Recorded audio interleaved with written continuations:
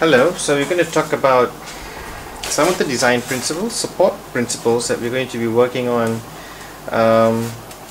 for this semester. And in this case, I'm going to turn it around now. Just not going to use only white background. We're going to try to use blue background. Hope you could see what I'm doing here. You can see my hand is contrast with this. Brown, blue, yeah, it doesn't matter. So let's continue with this. Now, the first thing we're going to talk about is symmetry. Now, what is symmetry? Now, symmetry is, for example, let's show you what symmetry is. Symmetry means two identical sides. Now, I'm just going to, I'm not really high tech, so I'm just going to go low tech. Go analog a little bit in some of my demonstrations here. So I'm just going to cut out a symmetrical shape. The basic way to understand symmetrical shape. For example, let's say it's a heart. Say this is a heart. Yeah, kind of an elongated heart. And so that's symmetry. It's identical. It's, exactly the same half. You know, you have this and this equal sides.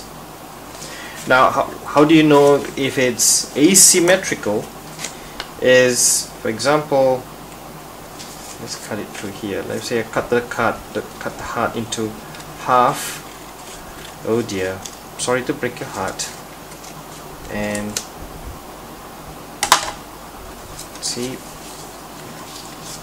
now once I cut the heart into half, you can see there's a barrier dividing the two hearts. And what if I move one heart a little higher, one side higher? Then you can see it's imbalanced. You can see that's asymmetrical. So asymmetrical, symmetrical, asymmetrical, symmetrical. Now you can do other things with this as well. So you could continue to divide the heart, and let's say if I move here, you can create further imbalance by maybe overlapping both sides and showing that one side of the heart is not balanced, it's a little bit shorter. So this could also mean asymmetrical because this weight is not equal with this weight. So symmetrical means identical weight, totally identical, totally equal, and that's symmetrical. So I hope you get it, because this symmetrical is very easy to understand.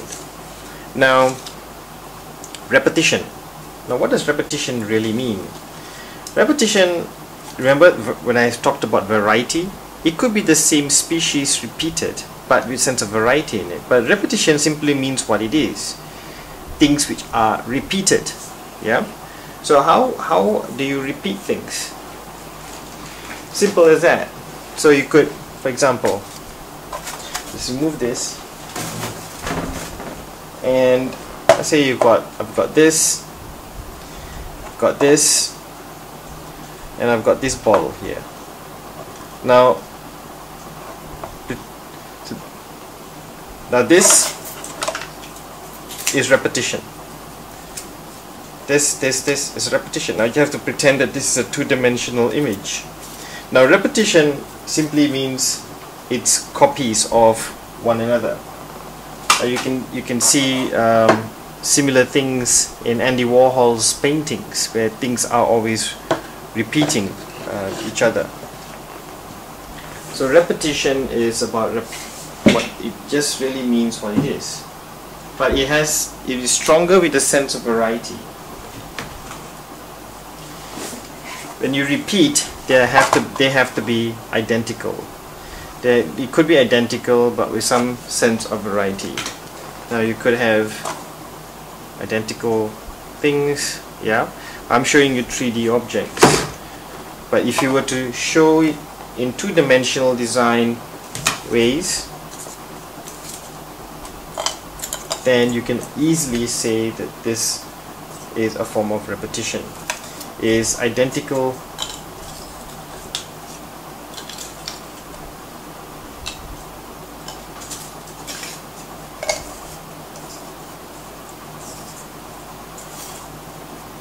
they're all identical squares.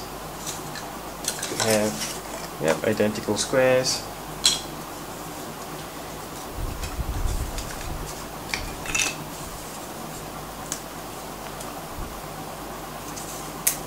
So you can create repeated, they're all the same. So you could, there you go. So they're all pretty much the same object. So repetition, let's put these repeated objects into a boundary.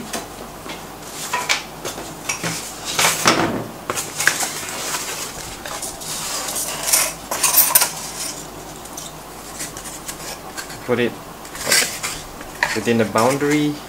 There you go. Then you can see repetition.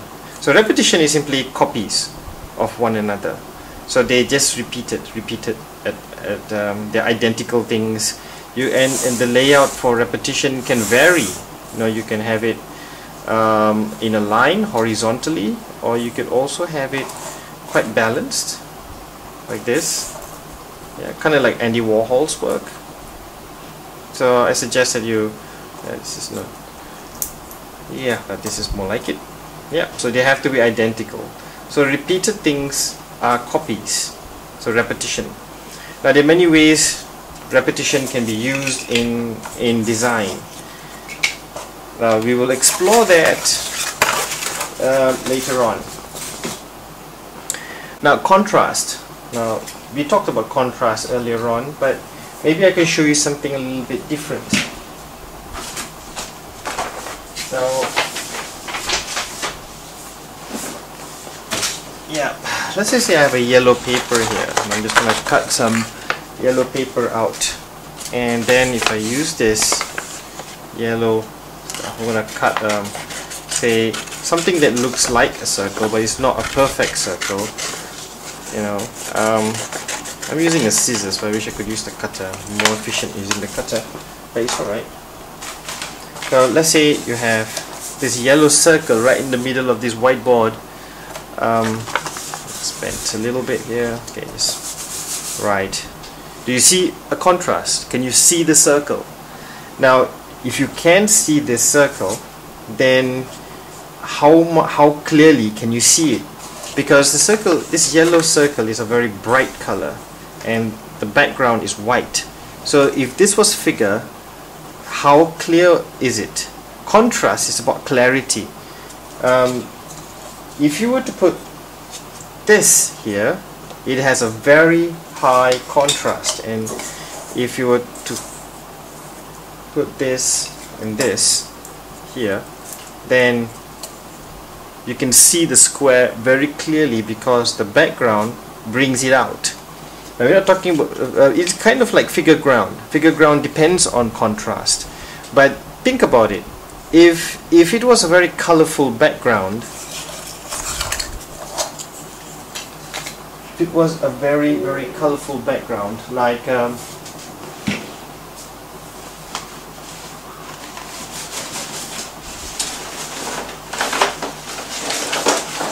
something like let's say if I were to put this, there's an X-Men poster here, right in the center.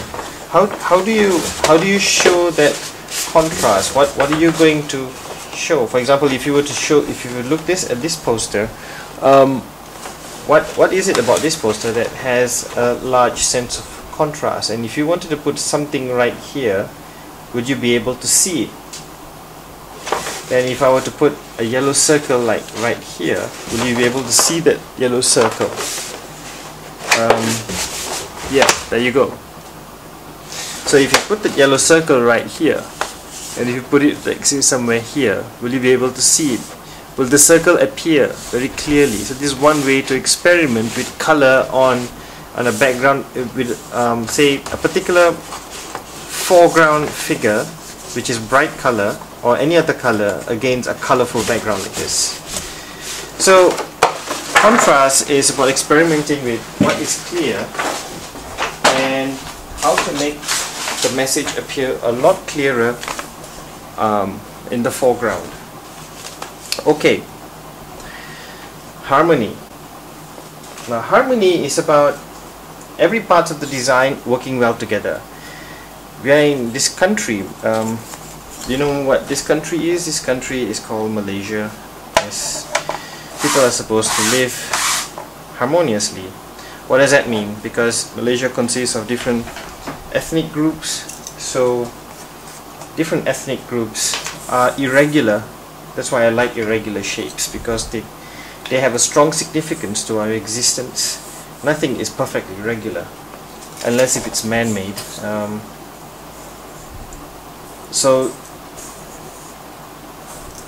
if you have irregular shapes and if you put them all together, they somehow have to have some kind of relationship.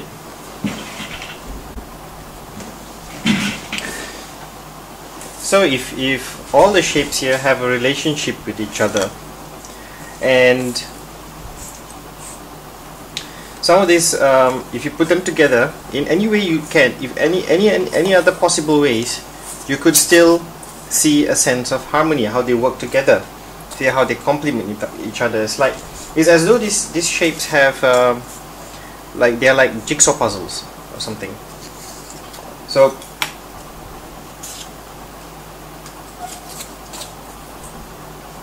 see what I mean? They kind of work together.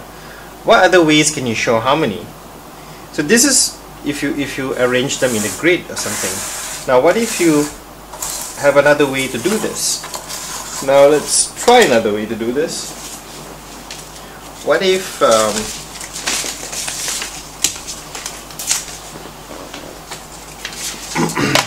what if you have a curve line and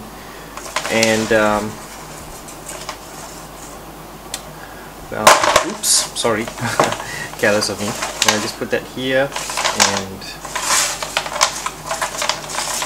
wow, this is fun, cool, kind of like it looks like an S or something.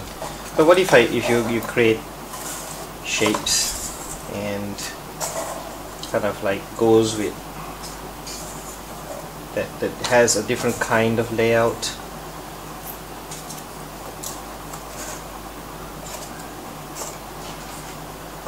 What if all the shapes work together for a common good? This is like significant, isn't it?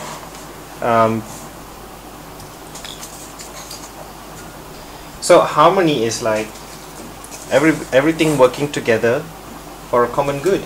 Everybody is like agreeing with one another, and there is a sense of balance and flow here. So harmony is looking at different objects and different shapes working together. This is what basically design is all about. Design is about harmony, and without harmony you have the opposite of this is chaos. The opposite of this is total chaos. Yeah. So harmony is important in design. So that's basically harmony. Harmony is about different shapes, irregular or regular, anything that can be put together. It could be lines, can be circles, can be any shape, but as long as they work together, then they're harmonious. What about emphasis? Emphasis. Now, emphasis means showing, telling the eye what to look at first. Now, I'm going to, again, maybe I'm going to use the blue background here. There you go. Now, the blue background is the artboard, and I'm going to maybe have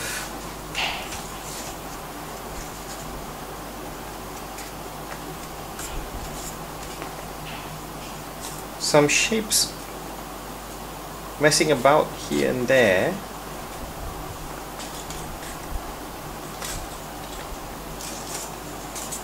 Right, so you've got things like that messing about here and there, and see here. Right, now one big one here. Okay, now emphasis is about showing importance. kind of like hierarchy, but emphasis is like somebody among here would want to show off a little bit more. It's like somebody here want to a little bit more narcissistic, so he or she wants to, hey, I'm more important over here, look at me first. There you go. So emphasis is about what do you see first. Now if you look at this entire layout, you could see that that is definitely the most important thing there. You would probably notice this before everything else. Now sometimes they may not be as big, they could be quite uniform, they could be just all over the place like that, consisting of small irregular shapes, and so on. But how do you know what is important when everything is sparsely arranged like that, and we don't really know which is really important? Now what if you see something like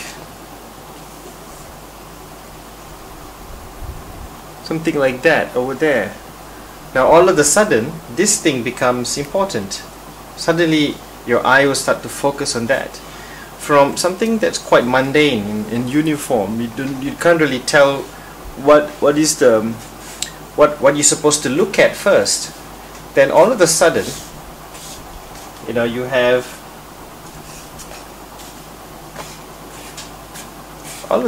have this. There you go.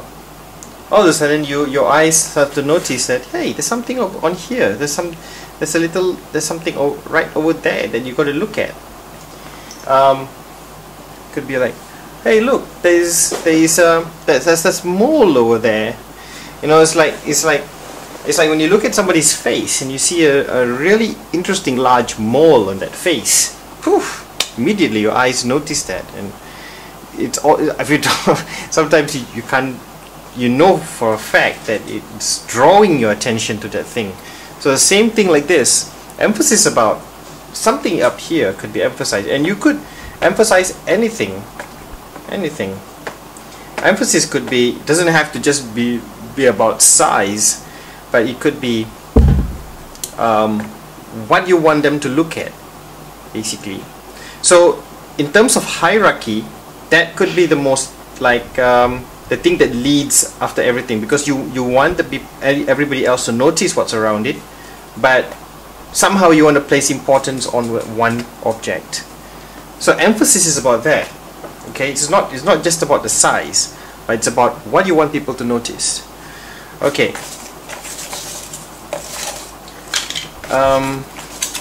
What about scale? Scale is pretty simple. Scale is about contrast as well, but of size. Now scale is about size. You have, for example, big bottle, small bottle. Can't see it that way, but big bottle, small bottle, small, big, and they're juxtaposed. Juxtapose means you're just comparing one to the other and you're putting them together side by side. That's juxtapose. When you juxtapose, you put them together. Sometimes they kind of join together, or I don't know how you want to do that, but you're just comparing two things. But in this case, size, scale.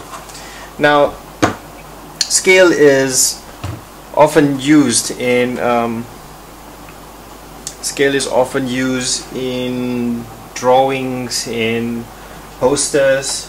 Now scale can often, for example, let's show a sense of scale over here. For example, if you want to show it in two-dimensional method, let's smoothen out this bit here. Got it? And excuse me. Now you have this, and you got a little eye there. Can you see an eye? Yeah. Let's put this to the bottom. Let's see. Now that's a small eye. But if you have bigger eye. Can you do a bigger eye? Of course we can. I'm not talking about literally the eye, but that would be fun to try out, wouldn't it? Right, as you go along with this, sometimes you get really weird ideas. Okay, so let's see, let's just try that. Let's make another eye here. Let's try this. Put this over here, and yeah, it's almost there. I actually constructed an eye earlier, but there you go. So you have a small eye and a big eye. So you can use scale for any form of manipulation. You see, what I'm demonstrating here is using type, but it could be anything. This could be any image, this could be any kind of background, or another image. It could be something that's overlapping. You can also do it this way. You can put the eye on top of this and you can overlap. Now, interesting thing about 2D design principles is that many students forget that they can actually overlap. And yeah, you can overlap, turn it around and put it on top of the thing, making it contrast, turning the smaller eye into a figure onto a background eye like this. And if you put this in a boundary,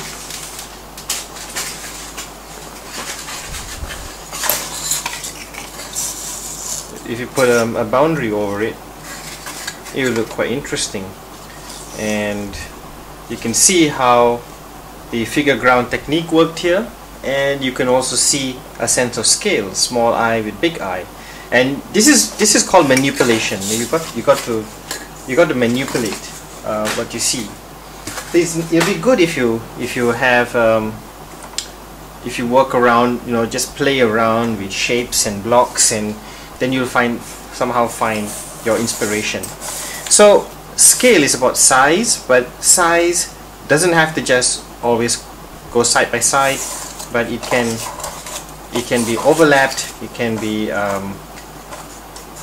increased in even bigger, or you use figure ground to emphasize the sense of scale. So you can use any method. Movement. Now what about So what about movement? Now let's look at that curly thing again. Oops. Now, principle of movement, for example, if you have movement, then you could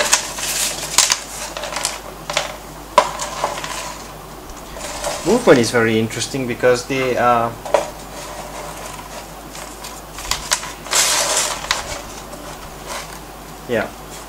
movement, it means like harmony. Remember you saw harmony just now? Yes. So you have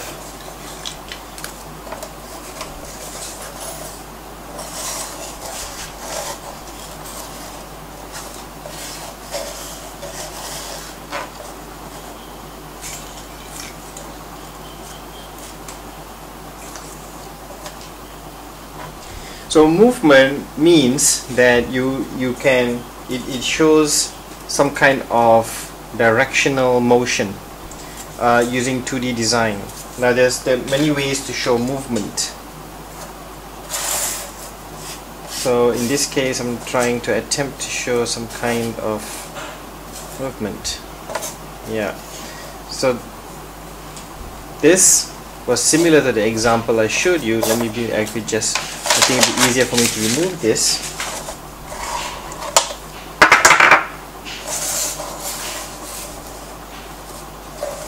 Yeah.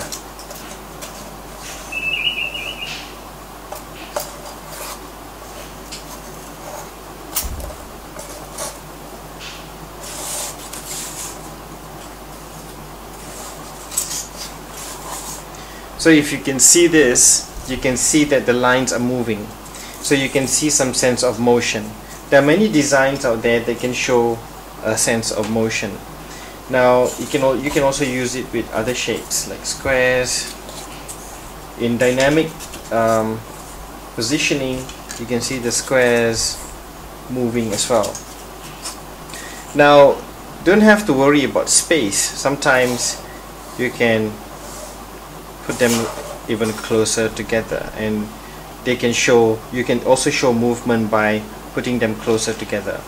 And yeah, so you can also have curves, bend it, so you can create movement and motion from a lot of things. Even in painting, you can do that. So movement is about some sense of motion. When it comes to lines, there are many opportunities to express that. Rhythm. Now rhythm is like, it's like music. Rhythm is like music. So if you could have rhythm. Let's say if you have this, rhythm. Every 2 beats you have boom, and every 2 beats you have boom, and then you have this, and then you have this. So rhythm is, you have some sense of repetition to what appears in there. It's like a repeated, something's repeated here, something's repeated here, something's repeated here. So rhythm doesn't just have movement. Some rhythm are very strong in its movement, but you have some of the shapes repeating each other in intervals, or there's some sense of sequence in how you put the layout together. So movement can also mean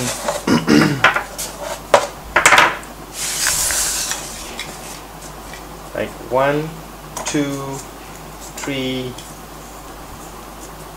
If you put some positioning here on this page, you can see large over here. You can see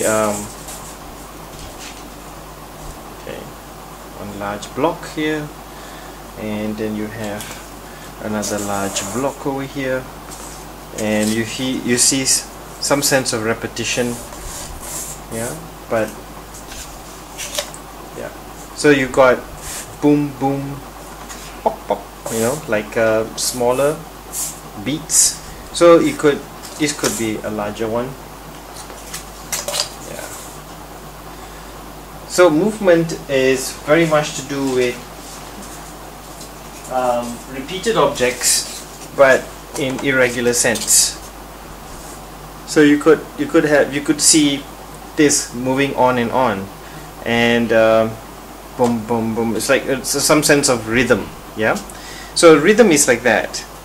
Okay, what about the other one? What about freedom?